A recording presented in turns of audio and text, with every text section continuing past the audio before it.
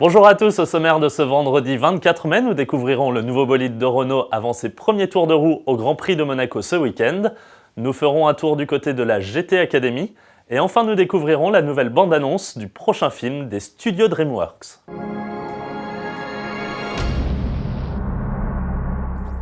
Mais sans plus attendre, commençons par la belle surprise que nous a concocté Renault en ce week-end du 71e Grand Prix de Monaco, la Twin Run.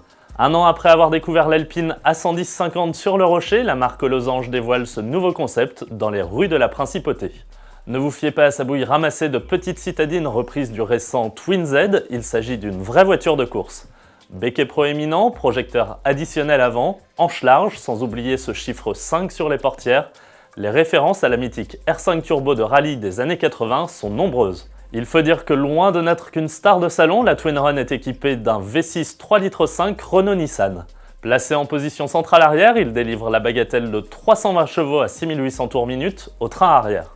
De quoi abattre l'exercice du 0 à 100 km/h en seulement 4 secondes 5 et atteindre 250 km/h en vitesse de pointe. Parfaitement abouti, ce concept Twin Run nous amène à rêver de la croiser un jour sur nos routes. Nous sommes donc allés poser la question à Agnès Lasbarère, journaliste à Autoplus, pour savoir si cette bombinette se destine à un futur en série. On l'espère, parce qu'en fait, ça fait un petit moment que Renault essaye de trouver une nouvelle icône pour remplacer l'actuelle Twingo, qui n'a pas eu trop de succès, la 2 en tous les cas. Donc là, avec celle-ci, qui reprend certains thèmes justement d'une autre voiture iconique qui était la R5 Turbo notamment, on l'espère. Alors pour le moment, il y a 2 projets, un 3 portes, un 5 portes. Les 2 sortiront-ils, on ne sait pas encore. Mais en tout cas, la 3 portes, qui a un petit look de bombinette, c'est plutôt pas mal. Affaire à suivre, restons dans l'esprit de compétition avec le retour de la 5e saison de la GT Academy. Ce concours organisé par Nissan et Sony permet aux aficionados de la simulation automobile Gran Turismo sur PlayStation de passer de leur canapé à un véritable baquet de voitures de course. Depuis sa création en 2008, pas moins de 6 gamers ont été propulsés au rang de pilotes professionnels.